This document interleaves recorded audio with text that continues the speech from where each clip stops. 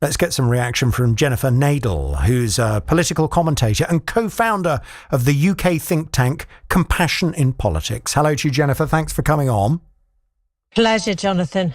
Do you feel comfortable with the amount of help that we're now offering the Americans, or has it gone too far already? I am deeply uncomfortable, and it has gone too far already. This is an illegal attack by America. It's in defiance of international law, and are arguing that this is defensive. What we're doing now is patently nonsense. Allowing attacks on a sovereign nation's soil or assisting others in launching attacks on another sovereign soil by making our air bases available is offensive action, and under international law that's not allowed. It's also morally wrong. So many citizens are going to die. Have we learnt nothing from the Iraq war and what happened there? The people who paid the price were the ordinary people. And there are other issues like the Ukraine war, the impact it's going to have on the Ukraine war. For example, who is going to benefit if oil prices rise? The primary beneficiary will be Putin, and that's how he's funding his war in Ukraine. Just $10 on the price of a barrel of oil means billions of extra dollars for him to prosecute his war in the Ukraine.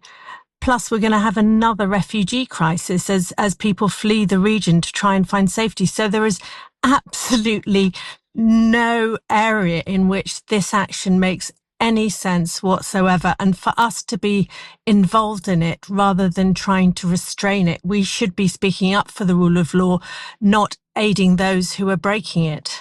But how would you respond to people who would argue that you're just being very pessimistic and that ultimately the Iranian regime is a horrible regime full of very cruel people who've done some truly horrible things to their own people?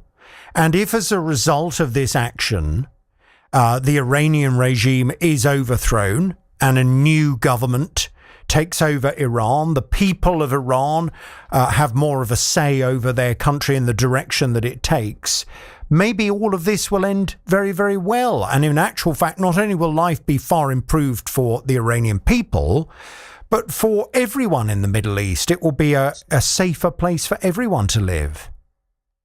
Those are exactly the arguments that were used when the Iraq war was begun, and I fear that exactly the same outcomes will result. Further, it's not possible to achieve regime change without putting troops on the ground. The Iranian Revolutionary Guard is still very much in control, as we can see from the counterattacks they've been launching, and people who live in Iran may want regime change, but they're living in an authoritarian state where any action they take could lead to their deaths. So it's all very well for Trump, from the comfort of his White House, to call on his servicemen to lay down their lives and more Iranian civilians to do so. But it's not clear that regime change just by aerial bombing is going to happen. And so dissidents may be put in an even more dangerous position. Okay, well, yeah, I mean, you've dismissed that suggestion, but let me put another one to you as a potential outcome. Maybe the regime will survive, but the regime will survive recognizing the might of America. They will therefore come to the table being far more prepared to relinquish all of their desires to have nuclear weapons. And that will then satisfy the Americans and everything will just calm down. Isn't that a possibility? I think that is living in cloud cuckoo land. I know that you're just putting the arguments to me, Jonathan, so I'm not saying you're living in cloud cuckoo land. Thank you. There were negotiations going on in Geneva until Thursday, and Iran was making concessions. And even if there may be some positive upshots amidst the carnage, amidst the lives ruined, amidst the shocks to all of our economic systems, which will impact the livelihoods of ordinary people in this country and beyond. It doesn't derogate from the fact that this is an illegal action. It wasn't carried out with due authority. It wasn't carried out in accordance with the rule of law. And let's stop dancing around it.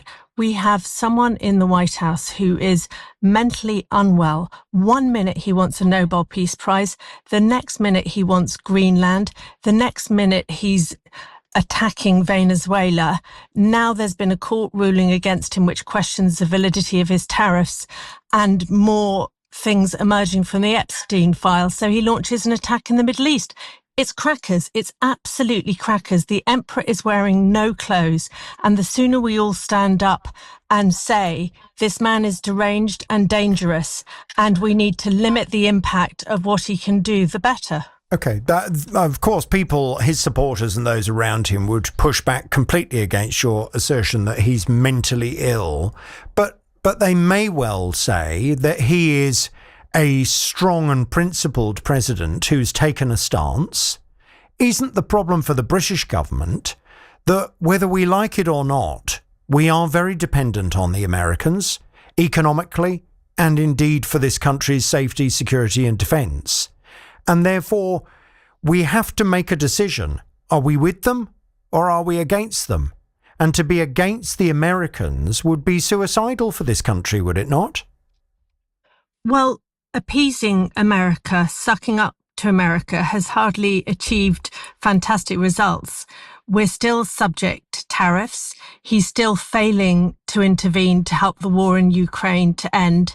He's still threatening to take another NATO member's territory in Greenland. So we've gained nothing by not standing up to him. If you want an example of leadership, let's look at how Mark Carney, Canada's leader, has taken it. It could be worse, but look how much harm is resulting. There are squads of armed officers on the streets of America abducting people with brown skins in case they're illegal immigrants. He has sent a team into Venezuela and taken out the leader of another country.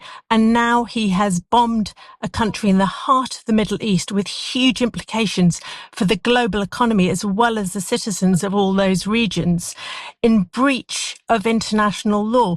This is not a man in full possession of his powers. And if someone is a terrible bully, our job is to stand up and say, no, this is not right.